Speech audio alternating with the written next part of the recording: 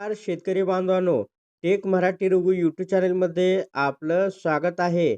नमो शेतकरी महासन्मान निधीचा 8वा हप्ता लवकरच पात्र शेतकऱ्यांच्या खात्यावरती येणार आहे.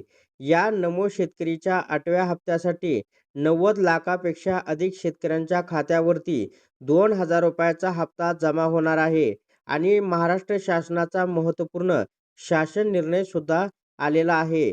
तर नमो शेतकरी महासन्मान निधीची यादी आणि त्याचं बेनिफिशरी स्टेटस पाहण्यासाठी हा व्हिडिओ आपण शेवटपर्यंत पहा. सर्वप्रथम तुम्हाला काय करायचं आहे, PM किसान सन्मान निधी या अधिकृत वेबसाईटला तुम्हाला व्हिजिट करायचे आहे. व्हिजिट केल्यानंतर तुम्हाला काय करायचं आहे, खाली स्क्रोल करत जायचं आहे. तर खालच्या साईडला तुम्ही असं स्क्रोल करत गेल्यानंतर तुम्ही तुमच्या मोबाईलवरती सुद्धा या ठिकाणी ही अपडेट पाहू शकता. तर या ठिकाणी आहे बेनिफिशरी लिस्ट. आता तुम्ही म्हणताल नमो शेतकरी महासन्मान निधीचा 8व्या हप्त्याचा आणि PM किसान योजनेचा काय संबंध?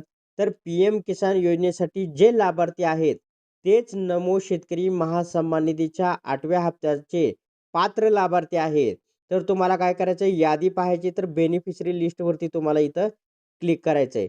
क्लिक केल्यानंतर तुमच्यासमोर या ठिकाणी तुम्हाला काय करायचं, स्टेट आहे, डिस्ट्रिक्ट आहे, सब डिस्ट्रिक्ट आहे आणि ब्लॉक आणि विलेज आहे. हे तुम्हाला या ठिकाणी निवडायचं आहे. सोप्या पद्धतीमध्ये तुम्ही तुमच्या मोबाईलवरती ही यादी पाहू शकता. जे काही तुमचं डिस्ट्रिक्ट वगैरे आहे ते तुम्ही या ठिकाणी टाकू शकता. त्याच्यानंतर सब डिस्ट्रिक्ट वगैरे टाका, तुमचं गाव वगैरे टाका आणि तुमच्या गावाचं नाव वगैरे जे असेल ते तुम्ही या ठिकाणी टाकू शकता. आणि तुम्हाला काय करायचं, या ठिकाणी गेट रिपोर्टवरती क्लिक करायचं आहे. जसं तुम्ही गेट रिपोर्टवरती क्लिक केला तर तुमच्या गावातील यादी तुम्हाला या ठिकाणी पूर्ण यादी तुम्हाला या ठिकाणी पाहायला मिळेल. आता याच्यानंतर तुम्हाला काय करायचं आहे, पुन्हा तुम्हाला काय करायचं आहे, नमो शेतकरी अधिकृत वेबसाईटला तुम्हाला भेट द्यायचं आहे. या ठिकाणी तुम्ही लेटर, सर्क्युलर वगैरे पाहू शकता.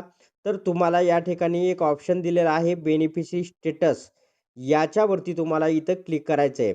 आता रजिस्ट्रेशन नंबर कुठला, जो PM किसान योजनेसाठी जो रजिस्ट्रेशन नंबर आहे तो नंबर या ठिकाणी टाकू शकता. कॅप्चा कोड टाकून गेट आधार OTPच्या आधारे टाकून या ठिकाणी तुम्ही तुमचं बेनिफिशरी स्टेटस पाहू शकता.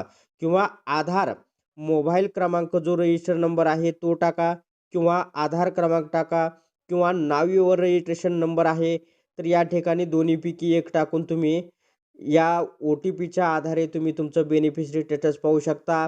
तुमचं नाव याच्यामध्ये आहे किंवा नाही आणि हे पैसे तुम्हाला मिळणार आहेत किंवा नाही.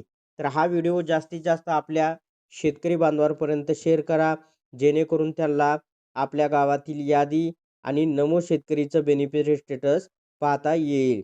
तर अशा प्रकारे शेतकऱ्यांसाठी ही अत्यंत महत्त्वाची अपडेट होती. अशा प्रकारच्या महत्त्वपूर्ण अपडेट जाणून घेण्यासाठी आताच आपल्या टेक मराठी रघु यूट्यूब चॅनलला जास्तीत जास्त शेअर व सबस्क्राईब करा.